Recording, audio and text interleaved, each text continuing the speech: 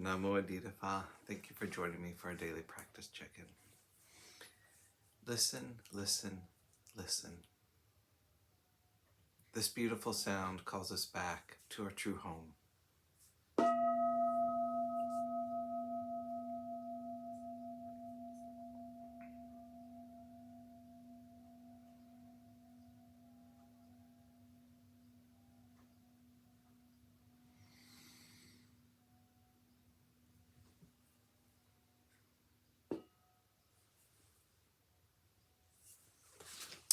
The first mindfulness training. Aware of the suffering caused by the destruction of life, I vow to cultivate compassion and learn ways to protect the lives of people, animals, plants, and minerals. I'm determined not to kill, not to let others kill, and not to condone any act of killing in the world, in my thinking, or in my way of life.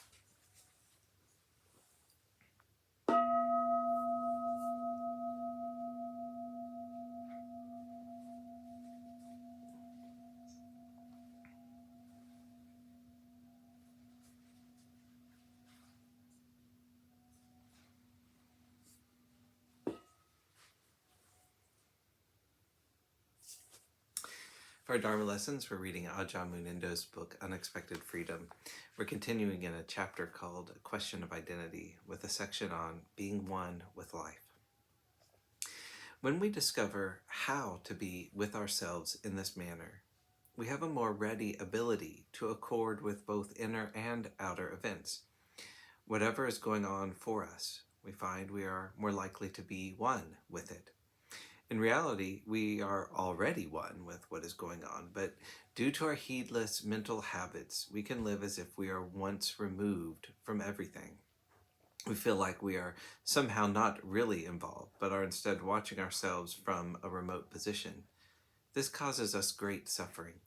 The debilitating tendency to manage life by maintaining constructed images of who we are doesn't make us feel good.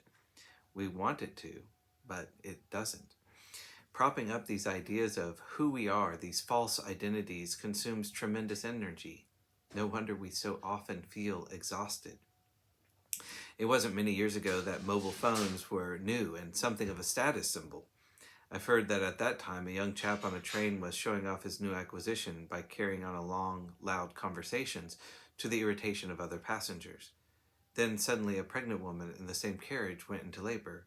Of course, everyone turned to the man expecting him to call for assistance. Much to his embarrassment, he had to admit that his mobile was an imitation phone. His whole performance had been for show. Apparently both mother and child were fine in the end. The young man probably took much longer to recover. Being addicted to an image of who we are and to ideas of our lives, we remain locked in endless struggle and become drained of vitality. Perhaps we were never taught, and hence it doesn't occur to us that we can do something about our predicament. Or perhaps our fear of facing up to what we really are feels too threatening. Sadly, the potential of authentic being remains clouded by our habits of self-disempowerment. But when we arrive at wakefulness, we realize that we don't have to be afraid of fear. When we are awake, fear can teach us. It teaches us to be present, to be careful. Fear does not necessarily mean that something is going wrong. We often think that way out of habit. We can choose to patiently receive the fear of loss of security, loss of our precious identity, and we can witness the passing away of such fear. What remains is a more conscious appreciation of awareness. The more we live our lives from awakeness, the more readily we remember our ability to be aware. Everything teaches us, even confusion. Being confused but aware of it reminds us how not to become limited.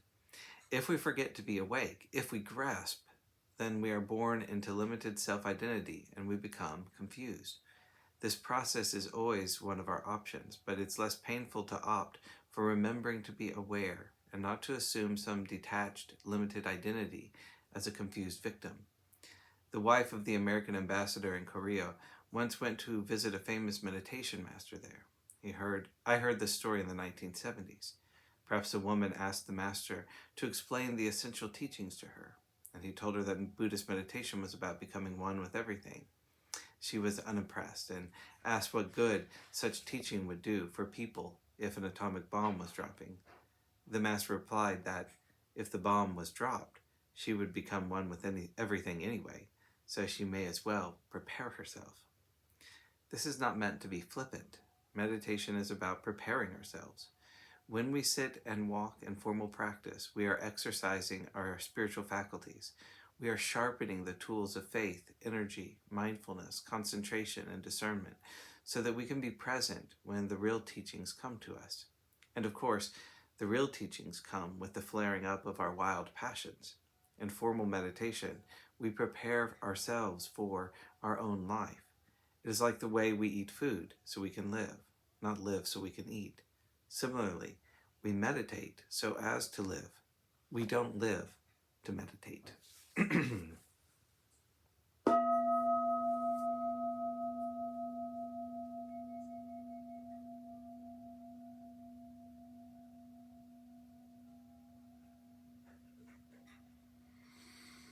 May all beings be well. May all beings be happy. May all beings be peaceful. Namo Adida Phat. Thanks so much for joining me today.